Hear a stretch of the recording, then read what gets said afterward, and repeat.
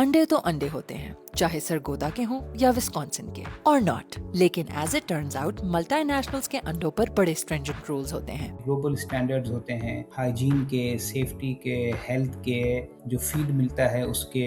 सरगोदा की Wahdat poultry farms कई सालों से McDonald's Pakistan and middle east को अंडे फराहम कर रहे हैं और पिछले 4 सालों में स्टेडी ग्रोथ भी नजर आ रही है। देखिए 1 बिलियन से 3 बिलियन इनकी सेल्स हो गई है और पिछले 4-5 सालों में कोई 20% से ज़्यादा कंपाउंडेड एवरेज ग्रोथ रेट है।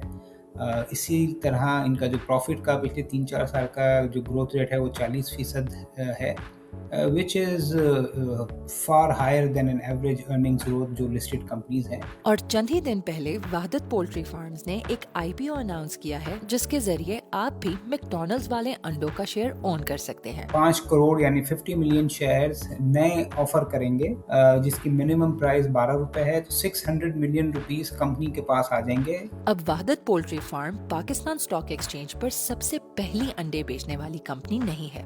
बरकत फरेजियन एग्रो भी इसी इंडस्ट्री में आती है और 2025 में पीएसएक्स पर लिस्ट हुई थी, लेकिन वो एक डच पाकिस्तानी जॉइंट वेंचर है, जबकि वादत पोल्ट्री फार्म पाकिस्तान का ब्रांड है। तो एक पोल्ट्री कंपनी इस टाइम पीएसएक्स पर क्यों लिस्ट हो रही है और इससे हम इनके गोल्स के बारे में क्या जान सकते हैं? 27 करोड़ रुपए जो है ये न्यू पेस्चराइजेशन प्लांट लगेगा। ये एक वैल्यू एडेड सेगमेंट है, जिसमें कंपनी इन्वेस्ट करेगी। दूसरा जो है रेयरिंग ऑफ एडिशनल फ्लॉक, ये 18 करोड़ रुपए इसके लिए रखे गए हैं और वर्किंग कैपिटल के लिए 15 करोड़। ये जो वर्किंग कैपिटल फंडिंग है उससे वो जो आज अगर ये 3 लाख के करीब अंडे बनाते हैं दिन के, तो वो उनकी कैपेसिटी बढ़ जाएगी। एक और सवाल, इन्वेस्टर्स इस स्टॉक से क्या एक्सपेक्ट कर सकते हैं? इन्वेस्टर्स के लिए जिस तरह मैंने कहा, जैसे प्रॉपरली पैक्ड आ रहे हैं उसकी तरफ रुझान जा रहा है, तो इसमें ओवरऑल ग्रोथ बहुत ज़्यादा आएगी। प्लस ये company one of the pioneers हैं, लार्जेस्ट मार्केट शेयर है, एक्सपीरियंस टीम है, तो उनकी वजह से इनकी ब्रांड एक्सेप्टेबिलिटी, जो डोमिनेंट पावर है वो ज़्यादा है। तो मेरे ख्याल में एक इन्वेस्टर्स को एक अच्छा कंज्यूमर स्टॉक जो ग्रोइंग है वो मिलेगा। और सबसे अच्छी बात यह है कि इसकी जो डिमांड है पाकिस्तान में तो ग्रो हो ही रही है, जो एक्सपोर्ट पोटेंशियल भी बहुत ज़्यादा है। अभी तो 15-20% कंपनी एक्सपोर्ट कर रही है, जिसमें आपको बताया मैकडॉनल्ड्स कतर तक इनके प्रोडक्ट जा रहे हैं, बट इवेंचुअली ये 20-25% हो जाएगी। कराची नाम के एक पाकिस्तानी टैंकर, सॉरी ये तस्वीर नहीं थी, कराची नाम के एक पाकिस्तानी टैंकर ने आखिरकार 16 दिन लंबी strait of Hormuz blockade cross कर ली है और करते हुए इंटरनेशनल ऑयल प्राइसेस की आग को भी ठंडा करने में मदद की है। थॉमस जो है, एज वी नो दैट कि जी तकरीबन 20% of world oil and gas वहां से मूव होता है। पाकिस्तान की स्पेसिफिकली इसमें बात करें तो पाकिस्तान की तकरीबन एनर्जी का 70 से 80% पोर्शन इधर से ही आता है। हैरानकुन बात यह है कि Pakistan after India and China सिर्फ तीसरा मुल्क था जिसका टैंकर स्ट्रेट ऑफ हॉर्मुज से गुजरा है, और इसके बाद स्ट्रेट ऑफ हॉर्मुज में ट्रैफिक आहिस्ता आहिस्ता बढ़कर तकरीबन डबल हो गई है।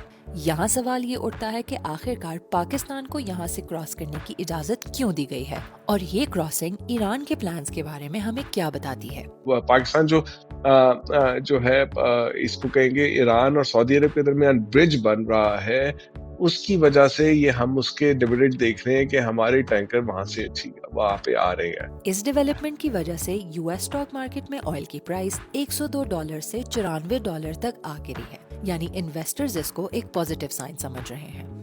तो क्या ये जंग अपने इख्तिताम की तरफ जा रही है? ईरान का बड़ा क्लियर है, ईरान को पता है कि जी उसकी ये सर्वाइवल की ये जंग है, और ईरान जो है उसको पता है कि वो तो तबाह तो हो ही रहा है, उसको रोकने बचाने वाला कोई भी नहीं अभी आ पा रहा। तो वो है कि इतनी पेन इन्फ्लिक्ट करे अब अपने ओपोनेंट्स पे कि वो जो है वो ईरान की टर्म्स हो जाए। तो मेरे नहीं ख्याल में ये भी सॉफ्टनिंग होने वाली है। मेरे ख्याल में पाकिस्तान अपनी 78 साल तारीख में सिर्फ 9वीं बार पाकिस्तान डे की परेड कैंसिल कर रहा है। इस कैंसिलेशन की वजह हुकूमत के ऑनगोइंग ऑस्टेरिटी मेजर्स हैं, जो कि इंटरनेशनल ऑयल क्राइसिस का नतीजा है।